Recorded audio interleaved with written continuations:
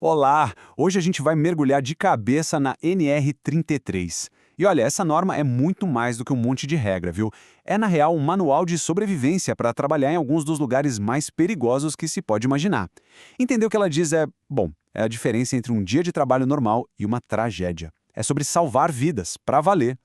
Para a gente não se perder, nosso papo vai seguir 5 passos bem diretos. Primeiro, a gente precisa saber o que diabos é um espaço confinado. Depois, quem é quem no time da segurança.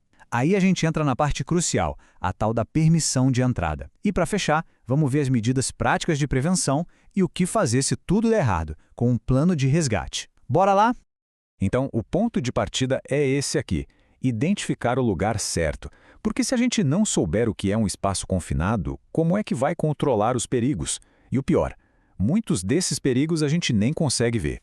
Olha só, a norma não deixa margem para dúvida. Para um lugar ser chamado de espaço confinado, ele tem que ter 3 características, e tem que ser as 3 juntas, tá? Primeiro, não é um lugar feito para a gente ficar lá o tempo todo. Segundo, a entrada e a saída são complicadas, não é só abrir uma porta e sair. E terceiro, e talvez o mais importante, a atmosfera lá dentro pode virar uma armadilha a qualquer momento. Se faltar um desses 3, aí não é tecnicamente um espaço confinado pela NR33.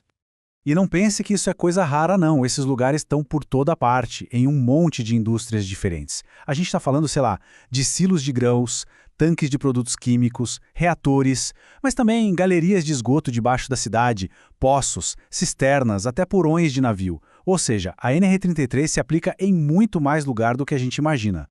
De todos os perigos, a atmosfera talvez seja o mais traiçoeiro. E aqui a gente tem uma faca de 2 gumes, saca? Não é só a falta de oxigênio que leva à asfixia, que é um perigo, o excesso de oxigênio também é um problemão, porque ele deixa tudo super inflamável, aumentando demais o risco de um incêndio ou até uma explosão. É uma faixa de segurança bem estreitinha que tem que ser vigiado o tempo todo.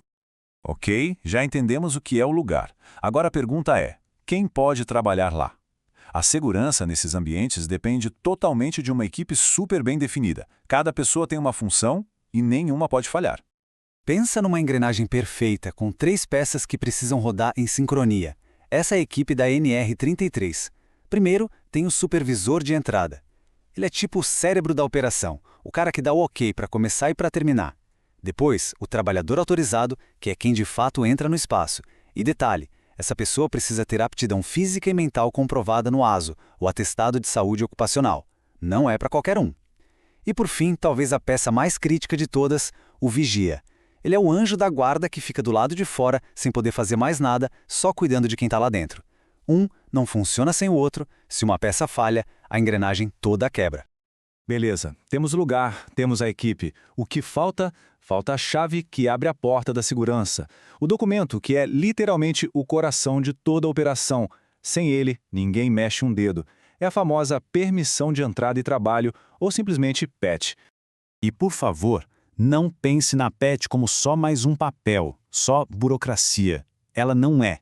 Pensa nela como o checklist que um piloto faz antes de levantar voo. Cada item ali é uma verificação de segurança. É a garantia de que todos os riscos foram pensados, avaliados e controlados. Só depois que cada caixinha está marcada é que se pode dar o sinal verde para começar o trabalho. A PET tem um ciclo de vida completo, saca? Ela nasce quando o supervisor emite, depois de checar tudo. Ela vive enquanto o trabalho está rolando, com todo mundo garantindo que as condições seguras continuam. E ela é encerrada ou morre no final do serviço ou se qualquer coisinha sair do previsto. O imprevisto acabou, cancela a PET. Isso garante um controle total do começo ao fim. Então, com o time pronto e a PET na mão, é hora de botar a mão na massa. Vamos ver agora as ações práticas, o que de fato é feito para controlar os riscos e transformar todo aquele planejamento em segurança de verdade. E vamos começar pelo mais básico do básico para a gente estar vivo, o oxigênio. No ar que a gente respira por aí, a concentração ideal é de 20,9%. Esse é o nosso número mágico, a nossa meta. Mas na prática, existe uma margem de segurança. Se o oxigênio cair para menos de 19,5%, já começa o risco de asfixia. Se passar de 23%, o perigo de fogo e explosão vai lá para cima. Então, o trabalho todo é manter a atmosfera exatamente dentro dessa janela. E para isso, o monitoramento tem que ser contínuo.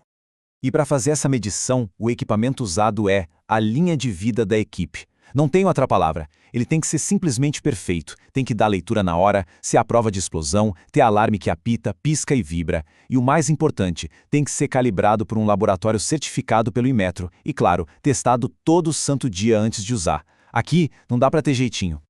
Agora, um aviso que pode até parecer estranho, mas é vital. É absolutamente proibido ventilar um espaço confinado usando oxigênio puro. Nunca, jamais. Fazer isso é como jogar querosene numa fogueira. Você transforma o ambiente numa verdadeira bomba relógio. A ventilação segura se faz com ar fresco, ar normal e ponto final. Mas os perigos não estão só no ar, né?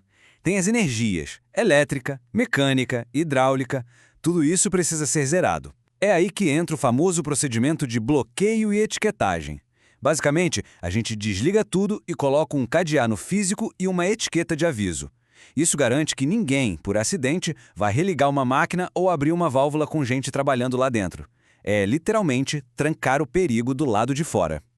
Bom, chegamos na parte final do nosso papo e talvez na mais séria de todas. Porque mesmo com todo o cuidado do mundo, com toda a prevenção, a gente precisa estar pronto para o pior. O plano de resgate existe para responder uma única pergunta. E se? E se alguma coisa der muito errado?